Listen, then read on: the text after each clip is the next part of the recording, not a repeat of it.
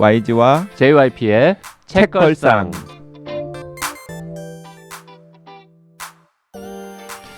책에 관한 걸쭉하고 상큼한 이야기. YG와 JYP의 책걸상이 찾아왔습니다. YG 강량구입니다. JYP 박재영입니다. 써니 이혜선입니다.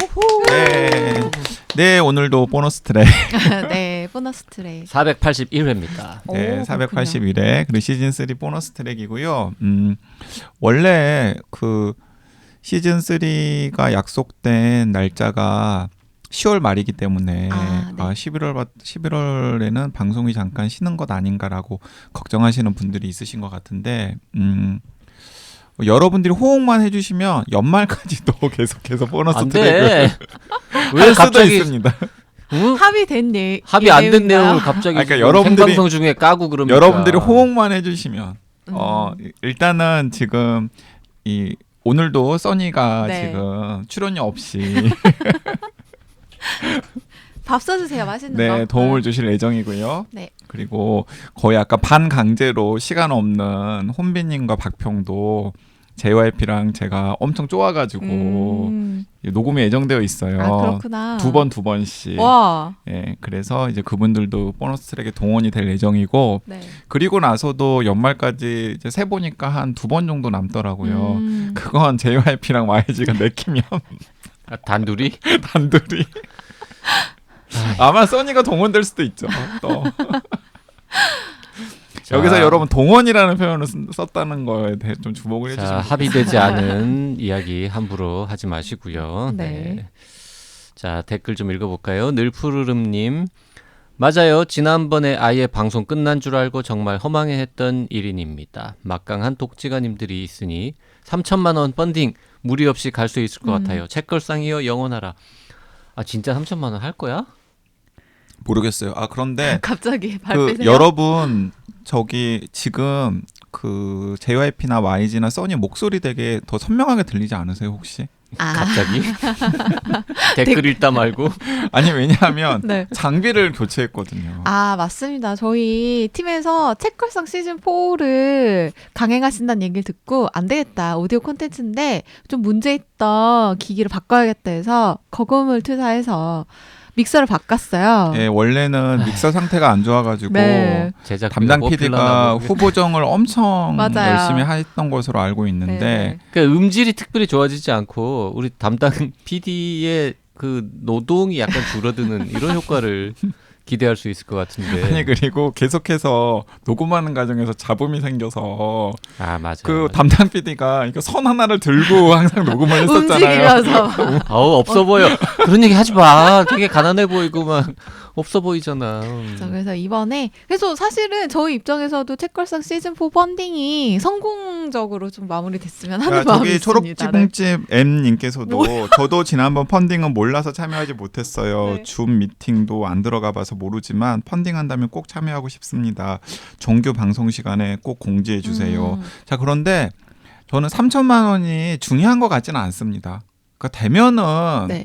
그 모두의 이 정성이 모여서 시즌 4가 탄생하는 거고 안 되면은 또 안 되는 대로 의미가 있지 않겠습니까? 잠깐만. 접는 거죠. 잠깐만. 이거 나 할 잠깐만. 얘기가 있어. YG가 지금 이 크라우드 펀딩이 어떻게 이루어지는지에 대해서 전혀 모르고 저런 지금 헛소리를 하고 있는데. 네. 아니 그게 아니고 예를 들어 네. 저 압니다. 그러니까 3천만 원 달성이 되면 이제 어쨌든 그건 이제 제작비로 우리가 쓸 수 있는 거고 3천만 원 달성이 안 되면은 한 뭐 2,500만 원만 되어도 무산되는 거잖아요. 펀딩 자체가. 그렇죠. 그거 알고 2,500만 있어요. 원도 안 들어오는 거잖아요. 그러니까 안 들어오면은 안 들어오는 대로 우리의 노력이 거기까지구나. 시즌 4를 못 하는 거죠.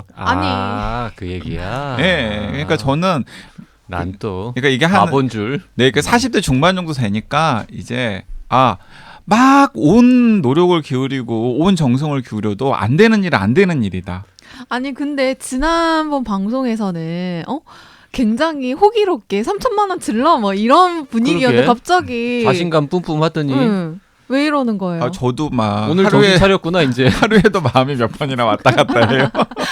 그래서 해도 안 되는 일들은 존재하죠. 네, 해도 안 되는 일은 존재하고 사실은 그게 어쩌면은 또 사람 사는 저는 이렇게 순리 같아요.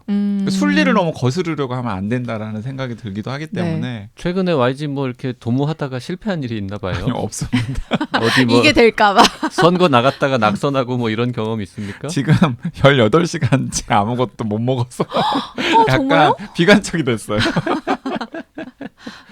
아이고, 먹고 사는 거 중요한데. 네. 네. 에듀유유유님 보너스 방송 좋습니다. 두 가지 생각했는데 첫째는 두 분이 구락꾼이라 너무 다행이다. 알고는 있었지만 두 분이 직접 대놓고 말한 건 처음인 듯. 더구나 서로가 서로를 대단하다고 할 정도이니 책걸상이 쉽게 끝나진 않겠구나 하는 거고. 둘째는 펀딩 상품에 대한 건데요. 저는 방송을 이리저리 다양하게 상품으로 내거는 게 가장 좋습니다. 크루분들 책 포함하는 상품도 좋고요. 제작비에 어떻게든 도움이 되는 게 낫지 괜히 굿즈 따로 만들면 돈 들잖아요. 헌정방송, 실시간 방송 뭐든 모두 좋아요. 그리고 JYP 애송씨는 미리 수요조사해서 한정판으로 저작권 문제 없는 걸로 간의 수공업으로 녹음하셔서 상품으로 내거시면 어떨까요? USB 구입비 정도만 들게요. 그런데 제가 프리랜서로만 몇 년 살아서 그런데 요즘 회사에서는 USB가 그렇게 옛날 문물인가요? 저는 가끔 쓰는데 흐흐. 아무튼 저는 구입 안 할 거지만 원하시는 분들을 위해서라도 제작해 주세요. 킬링 포인트다. 그리고 목표에 크게 거세요. 저도 작년보다 더 많이 낼 생각하고 있습니다. 그리고 오늘 소개해 주신 책도 꼭 한번 찾아서 읽어볼게요. YG님 책 소개 기술이 나날이 발전하시는 듯 읽은 책을 그렇게 조리 있게 쉽게 요약하기가 쉽지 않은데 말입니다. 네, 제가 목소리도 별로고 발음도 정확하지 않고 그냥 유일하게 책걸상에 기여할 수 있는 게 읽은 책 조리 있게 설명하는 거 정도인데 뭘 네. 또 그걸 또 네. 아, 사람이 밥을 먹어야 되는구나. 밥을 안 먹으면 YG는 굉장히 다르네요. 네. 자, 하나잉님께서도 댓글 남기셨는데요. 댓글 소개가 너무 긴 것 같아요. 이거 읽지 마 그러면.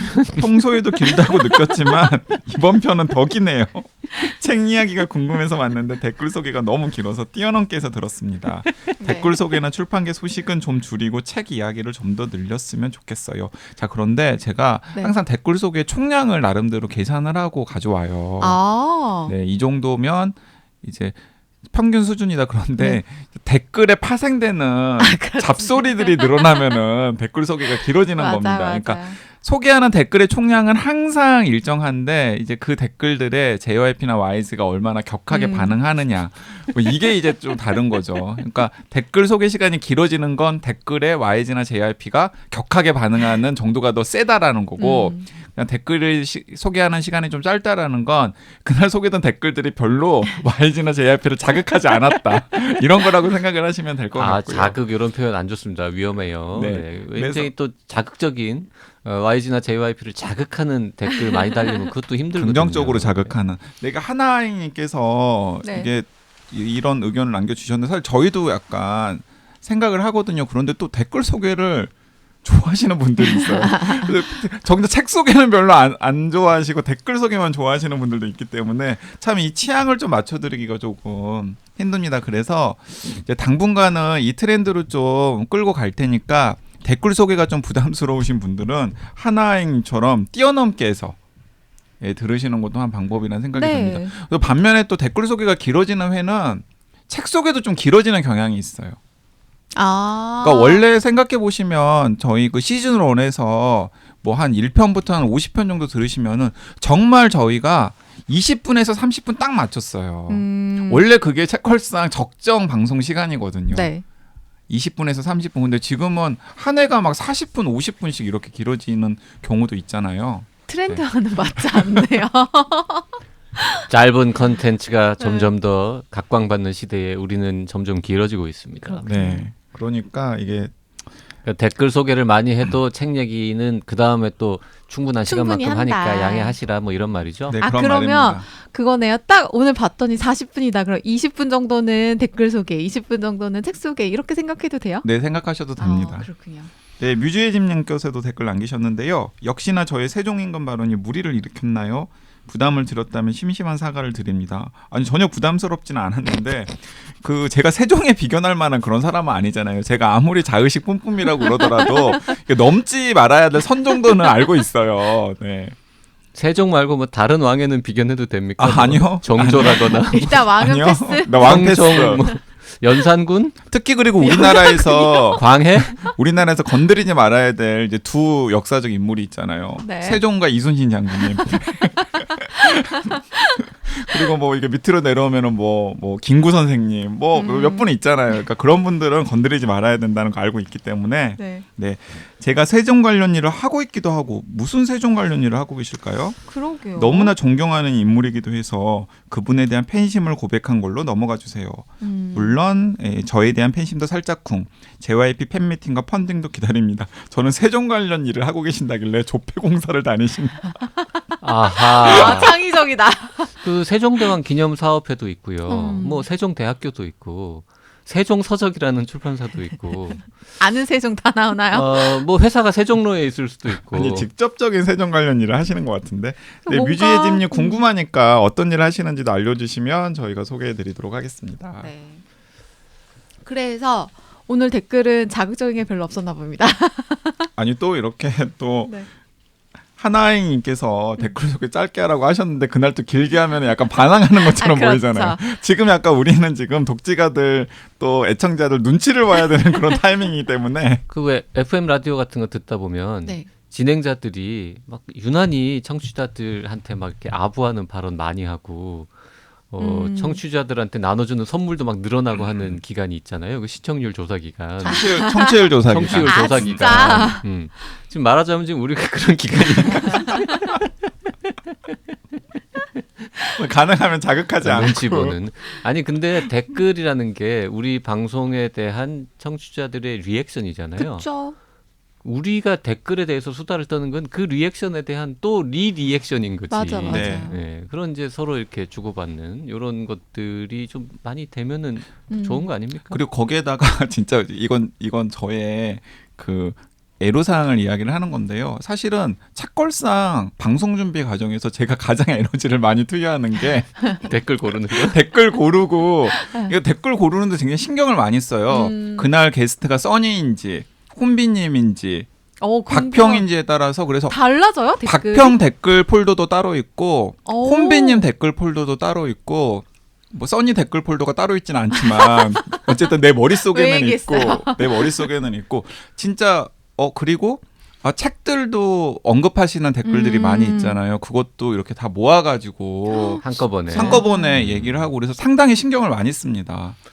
그 방송 준비 대본 남들은 대본 쓰고 막 자료 찾는 시간에 YG는 댓글을 정리하는 아니 그래서 그 지난번 우리 유혹하는 YG 편에서 제가 냉구님 관련 언급을 잠깐 했었는데 댓글 소개하면서 그 냉구님. 독지가 카페에서 아니 YG님은 정말 그 모든 댓글을 다 읽고 기억까지 하시나 보다라는 제가 그 문장을 읽고 되게 뿌듯했잖아요. 실제로 그렇거든요. 냉구님은 또 정신여고에도 굉장히 열렬하게 댓글을 달아주시더라고요. 이 자리를 빌어서 다른 프로그램이지만 감사드립니다. 네, 오늘은 유혹하는 YG인데 무슨 책으로 유혹을 할 건지 사전에 안 알려줍니다. 보통. 그러니까 저 여기 왔더니 뭐가 프린트되어서 있던데 제목 달랑 하나. 저분이 심지어 저한테도 안 알려주고 알려줄 때도 있는데 뭐 보통은 안 알려주고 와가지고 그냥 오늘은 무슨 책으로 유혹할 거야 뭐 이런 반응을 알려줘봤자 어차피 안 읽은 책들일 테고 아니 뭐 그래도 미리 좀 찾아보고 말이야 좀 아는 척이라도 할 수 있게 좀 정보를 주면 좋을 텐데 안 줘. 근데 오늘은 딱 와서 보니까 오늘 소개하겠다고 가져온 책이 읽은 거네. 네, 그 JYP 읽은 책인 줄 알고 제가 소개도 했고 또 미리 알려드리지도 않았죠. 근데 이 책 유명한 책이잖아요. 유명한 책이죠. 네. 요즘 꽤 많이 팔리고 있는 책이죠. 그 사실 YG가 얼마 전에도 한번 언급을 했었고 YG가 뭐라 그랬냐면 이 책에 관한 얘기도 했지만 그 다음번 방송에서 JYP가 절대 안 읽을 것 같은 책인데 와보니 저 인간이 읽고 있더라 뭐 이런 얘기 해가지고 청취자분들이 그게 뭘까 궁금해하면서 또 정답을 찾으셨잖아요. 네, 바로 그 책입니다. 네, 그 리사 펠드먼 베럿이라고 하는 심리학자 겸 뇌과학자가 쓴 이토록 뜻밖의 뇌과학이라고 하는 책이고요. 더 퀘스트라고 하는 출판사에서 몇 달 전에 나왔는데 저는 나오자마자 읽었는데 무엇이라고 평가를 딱 했냐면 올해 읽은 과학 외서 중에서 그러니까 국내 작가가 아니라 외국 작가가 쓴 과학책 중에서 최고다. 오. 네, 저는 지금도 그렇게 생각합니다. 그 경쟁할 만한 좋은 책들이 많이 있었어요. 네. 예를 들어서 제가 지난 유혹하는 YG에서 소개했던 그 다정한 것이 살아남는다도 좋은 책이었고, 그리고 또 뭐 카이사르의 마지막 숨이라고 하는 책도 있는데 그 책도 재미있는 책이었고, 이제 네. 올해 나온 외서들 중에서 재미있는 과학책들이 꽤 많이 있었어요. 뭐 음. 어려운 책들까지 포함하면 더 많았고, 그런데도 다 통틀어서 딱 한 권만 누가 저한테 물어본다면 아, 이토록 뜻밖의 뇌과학이 현재까지 나온 과학 외서 중에서는 올해 나온 책 중에 최고다. 보통 사람들이 생각하는 이제 뇌과학 하면 떠오르는 이미지들이 있잖아요. 뭐 뇌가 어떻게 작동을 하는 건지, 뭐 일상생활에서 이게 사실은 뇌의 뭐 복잡한 연산을 통해 나온 그런 행동이라든지 뭐 이런 식으로 좀 재미를 알려주기도 하고 이랬는데, 이거는 이토록 뜻밖의 뇌과학이란 말이에요, 제목이. 그러니까 이 이토록 뜻밖의 뇌과학이 굉장히 훌륭한 책인 게, 일단은 그 리사 펠드만 베럿이라고 하는 과학자 이야기부터 좀 시작을 해야 될 것 같은데요. 이 과학자가 최근 한 10년, 20년 동안 뇌 과학계를 약간 흔들어놨어요? 흔들어 놓은 분이에요. 보통 흔드는 거는 기존과 다른 내용 이야기를 할 때 그런 거 아니에요? 맞습니다. 예습 좀 해왔어요? 아니요. 오늘 왜 이렇게 합이 좀 맞지? 이 리사 펠드만 베럿, 이름에서 알 수 있듯이 여성 과학자인데, 여성 심리학자, 여성 과학자인데 1980년대 중반 정도부터 과학자로서의 경력을 시작하신 분인데, 이제 이분이 감정 연구의 대가예요. 아, 감정. 우리의 감정. 네. 그러니까 사실은 뇌과학이든 심리학이든 인간의 감정에 대해서는 다른 뭐 이성이라던가 이런 것들과 비교했을 때 감정에 대한 관심이라던가 분석은 상대적으로 적었고요, 연구 자체가. 그렇다 보니까 한 수십 년 동안 약간 이 심리학계를 평정하고 있던 감정 이론이 있었어요. 그게 뭐예요? 이제 기본 감정 이론이라는 건데, 그러니까 이런 겁니다. 사람의 기본적인 감정들이 몇 개 딱 있다라는 거예요. 희노애락? 희로애락 맞습니다. 감정이 굉장히 여러 개죠. 유미의 네. 세포들 보면 굉장히 다양한 감정들이 맞아요. 네, 존재하지 그런데 않습니까? 예를 들어서 그 유미의 세포들과는 다르게 뭐 분노, 뭐 슬픔, 뭐 약간 혐오, 뭐 이런 식의 한 5가지 혹은 6가지 기본 감정들이 있고, 그 기본 감정들이 표정이라던가 아니면은 뭐 다양한 신체 활동들을 통해서 표시가 되고, 그 표시된 것들을 우리가 관찰하고 해석함으로써 그 사람이 어떤 감정 상태인지를 확인할 수 있다라는 게 지금까지 주류 견해였어요. 네. 근데 가만히 들어보면은 그게 그런가? 하는 생각이 들잖아요. 이 리사 펠드만 베럿도 학교 다닐 적에 이제 그런 걸 공부를 하다가 진짜로 그런가? 하는 의문을 품었던 거죠. 그래서 그렇지 않다라는 데 자신의 연구 여정을 바친 과학자예요. 그리고 지금은 기존의 그 주류였던 그 이론이 점점 흔들려가지고 변방으로 가고 있고, 네. 이 리사 펠드만 베럿의 이 감정에 대한 연구가 점점 주류의 지위를 획득하고 있는 상황입니다. 그러니까 아까 소개해드렸던 대로 이 인간의 감정에 대한 연구를 뒤흔들고 새로운 패러다임을 만들어낸 과학자라고 생각할 수도 있는데요. 그래서 이 리사 펠드만 베럿이 쓴 중요한 책 중에 하나가 어떤 책이냐면은 감정은 어떻게 만들어지는가라고 하는 책이에요. 네. 근데 그 책은 2018년인가 우리나라에 소개가 되었어요. 근데 저는 그 책을 읽고서 너무나 약간 감명받았거든요. 굉장히 훌륭한 과학자구나라고 생각을 해서 계속해서 이 리사 펠드만 베럿의 작업들을 쫓아갔는데, 이분이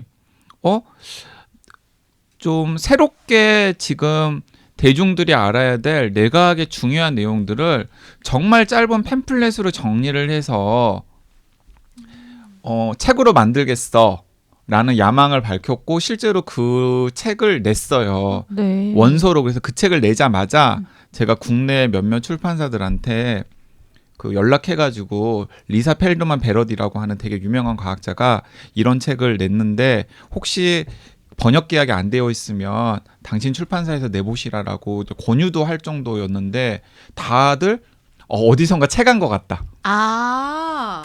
네, 어디선가 채간 것 같다. 이미 어딘가랑 계약이 되어 있다고 한다. 에이전시 통해서 확인해 봤더니. 오. 근데 그게 이제 그 더캐스트라고 하는 출판사고 이 더캐스트라고 하는 출판사에서 이토록 뜻밖의 뇌과학 이름으로 책을 냈더라고요. 근데 진짜 명불허전 읽어보니까 너무나 좋아요. 그러니까 이 책은 진짜 지금 현재 뇌과학자들이 밝힌 뇌의 비밀을 정말 짧은 한 문고판 200쪽도 안 되는 정도의 분량으로 이 지금 최고의 각광받는 뇌과학자가 좀 심플하게 정리해 놓은 책이라고 일단 생각을 하시면 됩니다. 그 JYP는 왜 이 책을 읽게 됐어요? 이 책은 이제 그 공식적으로는 243쪽이라고 되어 있는데요. 뒤쪽에 뭐 이것저것 안 읽어도 되는 부분들 빼고 나면은 실제로 뭐 한 200쪽 될까 말까 하는 얇은 책이라서. 이거 또 심지어 문고판이잖아요. 네, 판형도 작고 그래서 분량이 짧습니다. 그래서 일단은 뭐 진입 장벽이 낮았고요. 두 번째로 읽은 이유는 그 뒤쪽에 어느 글에서 이렇게 저 관계에 대한 뭐 연인 관계, 배우자와의 관계, 뭐 이런 감정과 관련된 챕터가 잘 쓰였다는 리뷰를 어디서 봤는데, 그게 이제 제가 지금 작업하고 있는, 쓰고 있는 글하고 연결이 될 것 같아서 참고 삼아서 그 챕터를 읽기 위해서 책을 이제 읽기 시작했는데 그 부분만 딱 읽을 수는 없잖아요. 그래도 그래서 이제 앞에 어떤 분위기인가 하고 이제 1장을 쭉 읽었는데 잘 쓰네 이분이. 그리고 1장, 2장 읽다 보니까는 몰랐던 내용도 많이 알게 되고, 그래서 에이 뭐 다 읽지 뭐 이러고는 쭉 다 끝까지 읽었고요. 뭐 읽는데 얼마 안 걸렸습니다. 뭐 한 이틀. 네. 그리고 오히려 근데 제가 원했던 뭔가 참고할 만한 부분은 의외로 적더라고요. 그래서 일하는데 도움은 별로 안 됐는데 그냥 교양을 쌓는 데는 많이 도움이 됐습니다. 네. 그 JYP가 지금 궁금한 대목에 대한 답을 얻으려면 감정은 어떻게 만들어지는가를 읽어야 또 봐야 돼요. 돼? 예. 그 전작을 읽어야 되는군요. 근데 그 책은 400쪽이 넘거든요. 그냥 제가 알아서 진입장벽이. 쓸게요. 그리고 자신의 뇌피셜로 쓸게요 그냥. 자신의 연구 성과를 다 이렇게 모아놓은 책이기 때문에 그 책은 진입장벽도 조금 높아요. 이토록 뜻밖의 뇌과학을 읽고서 이 사람 책 되게 재밌고 쉽네 하면서 감정은 어떻게 만들어지는가를 읽으면은 약간 헉 하실 수가 있죠. 근데 이 이토록 뜻밖의 뇌과학은 이 저자가 이제 몇 가지 목표를 밝혔어요. 첫 번째는 무엇이냐면 지금 뇌과학자들이나 심리학자들이 밝힌 뇌과학의 최신 성과를 대중의 눈높이에서 가능하면 일목요연하고 쉽게 전한다. 이게 첫 번째 목표. 네. 이거 굉장히 좋잖아요. 네네. 근데 이 목표 달성. 목표 달성. 그러니까 이 200쪽도 안 되는 본문 200쪽도 안 되는 이 책을 읽으면은 요즘 뇌과학자들이 관심을 가지는 건 이런 대목이고 그걸 뇌과학자들은 지금은 이렇게 설명하고 있고 이런 것들은 아주 공백이구나라는 걸 뇌과학자들이랑도 대화를 나눌 수가 있어요. 이 한 것만 읽으면 심지어는 그냥 무슨 이렇게 술자리 같은 데서 가볍게 일단 그게 첫 번째 목표 달성이고요. 두 번째는 뇌과학이나 혹은 뇌에 대해서 잘못 알려진 세간의 속설이나 상식. 근데 그것도 한때는 다 뇌과학자들이나 심리학자들이 주장했던 내용들이거든요. 네. 예를 들면 뭐 우리의 뇌는 뭐 파충류의 뇌와 뭐 포유류의 뇌와 인간의 뇌로 구성이 되어 있고 가장 안쪽에는 파충류의 뇌가 있고 그 위에는 포유류의 뇌가 있고 가장 마지막에 겉에는 인간의 뇌가 있다. 뭐 이런 식의 이야기들. 써니도 뭐 고등학교 때 생물 시간에 그런 얘기 좀 배우지 않았습니까? 그때 기억을 하면 살아야 합니까? 뇌가 크게 한 세 부분으로 나뉜다. 정말 동물적인 생존에 꼭 필요한 부분, 그리고 이제 그 중간 거, 그리고 뭐 이렇게 대뇌 피질부터 시작해서 인간을 인간답게 하는 고등 뇌는 따로 있고 이렇게. 근데 그런 게 삼위일체 뭐 이런 표현도 쓰고. 예, 그런 게 근데 지금도 뭐 우리나라 저자들이 쓴 과학 대중서나 외국 저자들이 쓴 과학 대중서에 보면은 있어요. 제가 최근에도 꽤 미국에서 책을 많이 판 과학 저널리스트가 쓴 과학책이 국내에 번역이 되었다 그래서 읽었는데 대뜸 처음에 그 얘기를 딱 써놨더라고요. 그래서 궁금합니다. 그럼 계속 읽으셨어요? 덮으셨어요? 읽었죠. 읽긴 했어요. 왜냐하면 뒷부분에 제가 좀 필요한 내용이 있어서 읽긴 읽었는데 되게 한심하게 생각하면서 읽었죠. 아니나 다를까 책이 전체적으로 한심하더라고요. 그러니까 제가 좀 답답한 게 뭐냐면 그런 책을 그냥 실명을 까. 하고 읽지 말라고 네. 좀 그러니까 안내를. 이제 답답하게 생각하는 게 뭐냐면 이게 국내 편집자들도 그러니까 국내의 과학자들이나 과학 저널리스트의 수준이 뭐 아주 뭐 과학 저널리스트는 아주 소수라고 일단 국한을 하자면 외국의 그런 과학 저널리스트들과 과학자들과 비교했을 때 그다지 떨어지지가 않아요. 근데 그러니까 외국의 허접한 책들을 막 소개할 필요가 없다라는 거죠, 국내에.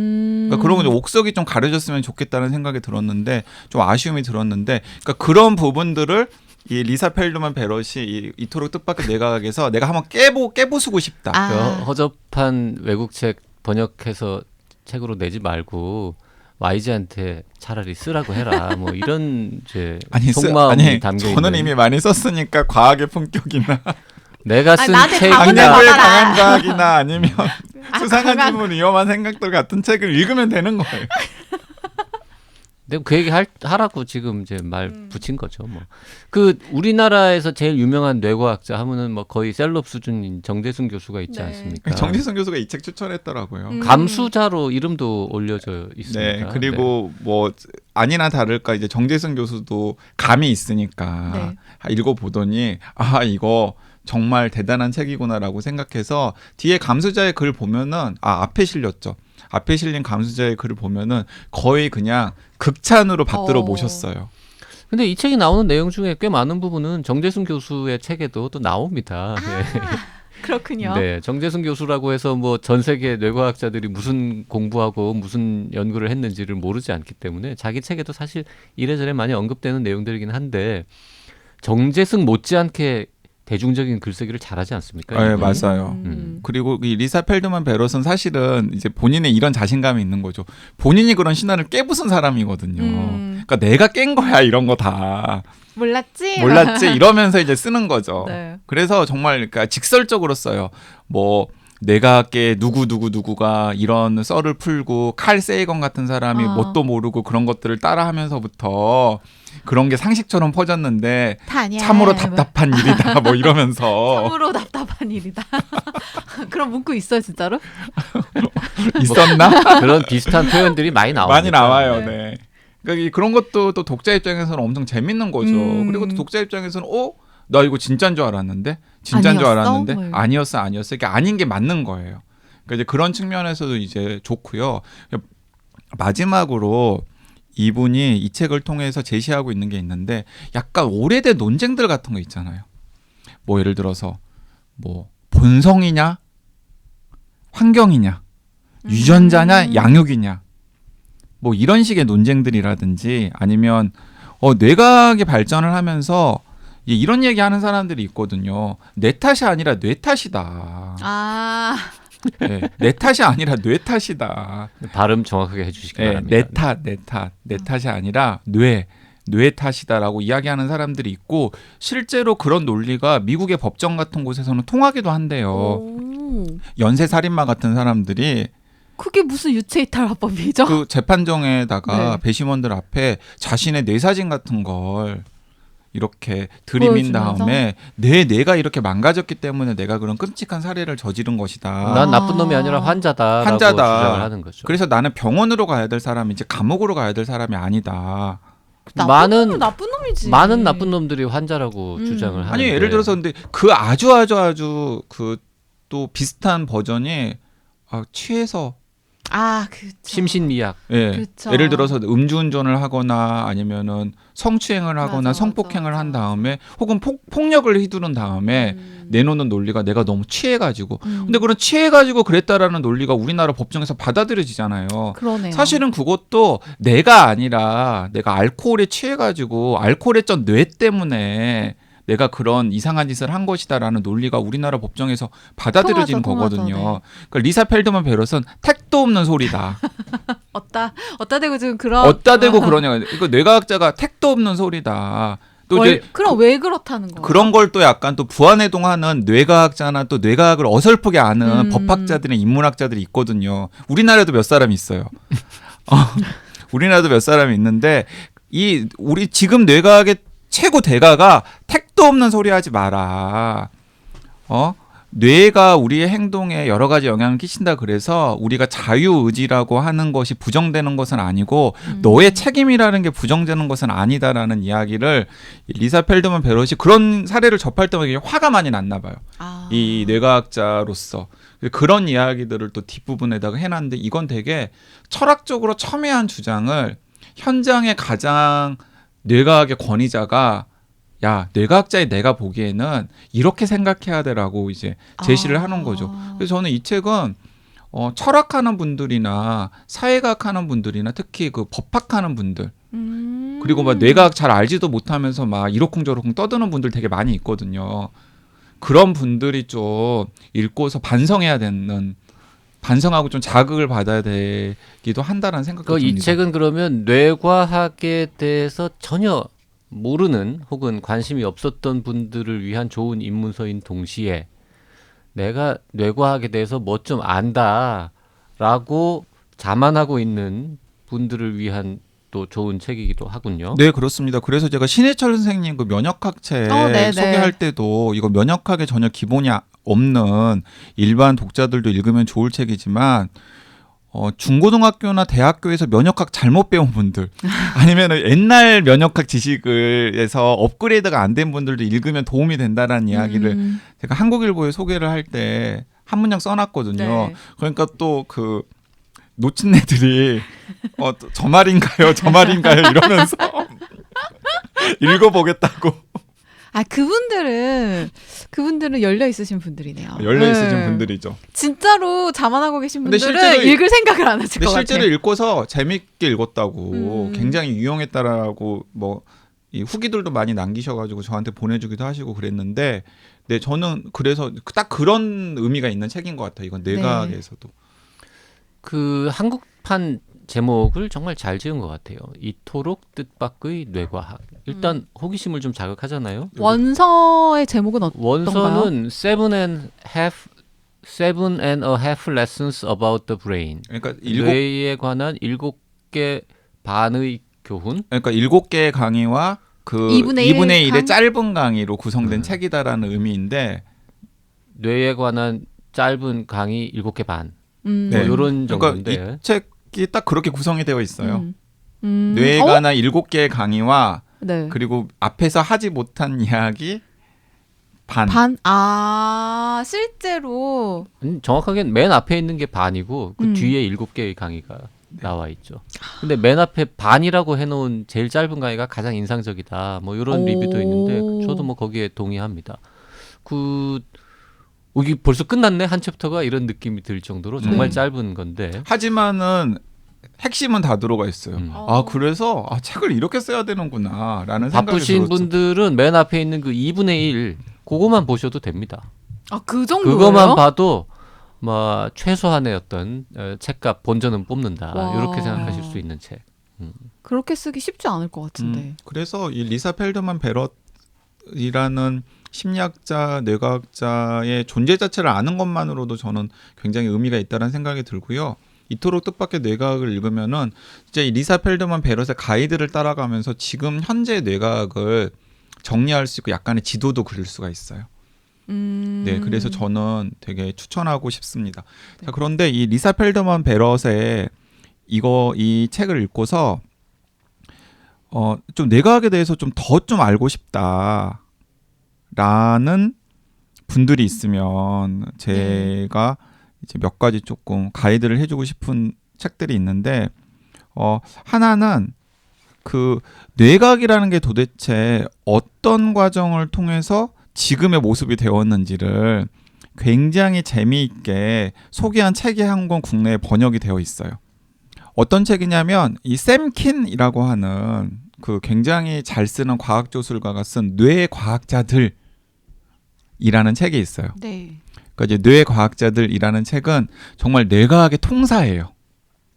그런데 재미없으면 안 되잖아요. 그렇죠. 보통 통사는 지루하고 재미가 없잖아요. 그렇죠. 이분은 인물을 중심에 놓고서 통사를 구성해 놨어요. 뭐 연대순으로? 아니면 그렇죠. 연대순으로. 아무래도 통사니까 연대순으로. 그러니까 현대 뇌과학이 어떻게 형성이 되었는지를 중요한 족적을 남긴 과학자들을 중심으로. 과학자들과 그 과학자들의 연구와 일화를 중심으로 쭉 구성을 해놨는데 그 과학자들이 다 이상한 사람들이네. 그러니까 얼마나 재밌겠어요.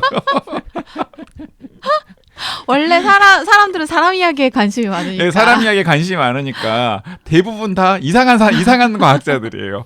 훌륭한 과학자들이지만 제목을 한 번만 더 말씀해 주십시오. 뇌 과학자들. 그냥 그냥 그게 뇌과학자들. 네, 뇌과학자들. 해나무라고 하는 출판사에서 나온 샘킨의 뇌과학자들이라는 책인데, 이 책 되게 괜찮아요. 그러니까 통사를 쭉 이렇게 정리를 하려면 이 책이 굉장히 도움이 되고요. 다른 어려운 책들도 많이 있는데, 책걸상 애청자들이 부담 없이 딱 잡기에는 저는 괜찮은 책이라는 생각이 들어서 추천을 하고요. 그리고 아무래도 이 리사 펠드먼 베럿이 딱 이렇게 짧게 강의를 해준 것도 좋은데 네. 좀 더 자세하게 알고 싶다. 그러면 그건 데이비드 이글먼이라고 하는 과학자가 있어요. 데이비드 이글먼이요? 네, 데이비드 이글먼이라고 하는 뇌과학자가 있는데 이 데이비드 이글먼이 쓴 더 브레인이라고 하는 책이 있어요. 이것도 이제 해나무라고 하는 네, 출판사에서 냈는데 이 더 브레인은 데이비드 이글먼이 약간 뇌과학계 칼 세이건이라는 소리를 듣는 분이거든요. 생긴 것도 잘생겼어요. 그래서 이 뇌과학과 관련된 다큐멘터리를 이분이 진행자로 참여를 해서 네. 방송이 되었어요. 그 다큐멘터리의 중요한 내용을 이 데이비드 이글먼이 추려가지고 편집해서 내놓은 책이 이 브레인이라고 하는 책입니다. 네. 21세기 칼 세이건이군요. 그렇죠. 뇌과학계 칼 세이건이라고 할 수 있는데, 그러니까 번역도 굉장히 잘 돼 있고 지금 현재 뇌과학자들이 혹은 뇌과학계가 풀려고 하는 과제들은 무엇인지, 그리고 어떤 주제에 관심을 가지고 있는지, 현재까지는 어떤 대답들을 내놓고 있는지를 굉장히 일목요연하게 정리할 수 있는 책입니다. 그러니까 서로 좀 칭찬도 해놨어요. 그 리사 펠드먼 베럿이 데이비드 이글먼 되게 괜찮은 애야 라고 칭찬하고, 데이비드 이글먼도 우리 리사 박사님 책 너무 훌륭합니다 뭐 이렇게 서로 좀 추천도 하는. 그리고 그렇군요. 더 브레인, 데이비드 이글먼 이 책 번역 상태도 굉장히 좋습니다. 좋습니다. 왜냐하면 그 과학계 번역 잘하시는 선생님들이 몇 분 있는데 네. 지난 유혹하는 YG에서 제가 그 노화의 종말 번역하신 이하남 선생님, 예를 들어 뭐 김명남 선생님, 이런 분들은 또 대중적으로 알려진 잘하는 번역가시지만 대중적으로 막 그렇게 알려지지 않았지만 잘하시는 번역가 선생님 중에서 뭐 노승영 선생님, 그리고 전대호 선생님, 이런 분들이 있는데 이 더 브레인 번역하시는 전대호 선생님도 굉장히 번역 잘하시는 분 중에 한 분입니다. 대호는 잘했나 모르겠네요. 제 친구입니다. 아, 정말요? 대호야 번역 잘했단다. 근데 전대호 선생님도 성격이 좀 까칠하시던데. 전대호 선생님 도라니요. 누가 또 까칠한데요? 전대호라는 친구는 굉장히 훌륭한 친구입니다. 원래 물리학을 학부에서 전공하고 어떻게 친해져요? 그래서 대학원에서 이제 철학 공부를 많이 했고, 그래서 어려운 과학책, 어려운 철학책이 전대호 선생님한테 너무나 많이 가는 아. 거죠. 그리고 신춘문예로 등단한 시인이기도 합니다. 시집도 와. 내고. 그래서 시인이면서 물리학자이면서 철학자이면서 번역가인. 대단하시다. 그런 분하고 친구시라고요? 그렇습니다. 어떻게 친구세요? 그러니까. 전혀 대학생 어울리지 때부터- 않는데. 대학생 때 뭐 어느 부분에서 안 어울리는 네, 학생 때부터 아는 사이입니다. 네, 전대호 얼마 선생님. 전에도 통화도 하고 그랬습니다. 네, 전대호 선생님 번역 굉장히 잘하시는 그 번역가 선생님이신데, 그래서 번역자 이름 중에서 제가 지금 이야기한 분들, 예를 들어서 뭐 이하남 선생님, 뭐 노승영 선생님 우리 책걸상에도 한번 출연하셨잖아요. 그 번역가 그렇죠. 일상에 관련된 책 내셔가지고 노승영 선생님, 뭐 이하남 선생님, 김명남 선생님, 전대호 선생님, 이런 분들이 이름이 올리면 이 책은 믿고 보는. 네. 네. 그 오늘 리사 펠드먼 베럿의 이토록 뜻밖의 뇌과학을 YG가 유혹을 해줬는데요. 끝으로 하나만 묻고 싶습니다. YG는 그 리사라는 이름을 들으면 이 리사 펠드먼 베럿이 제일 먼저 떠오릅니까? 다른 사람 혹시 떠오르는 건 없고요. 저는 없는데요. 저런. 그럼 안 되지. 아. 어떡하지? YG는 저런 사람이었습니다. JYP는 블랙핑크. 그렇죠. 그걸 노린 거죠. 아 블랙핑크. 근데 저는 블랙핑크 리사 팬 아니거든요. 어쨌든 리사라는 이름을 들으면 불핑이 떠올라야죠. 네. 누구 팬인데요? 팬이 아니지. 생각이 안 나. 얼굴은 누가 생각나는데, 있는지 모르죠? 얼굴은 생각나는데 이름을 모르겠어. 그래. 나 사실 저번에 내가 오늘 여기까지 하겠습니다. 불핑 잘 모르는 YG의 뭐 변명 같은 얘기 할 모양인데 필요 없습니다. 네, 그냥 블랙핑크도 잘 모르는 YG로 규정하면서 오늘 방송은 여기서 줄이겠습니다. 네 수요일에 뵙겠습니다. 감사합니다. 감사합니다.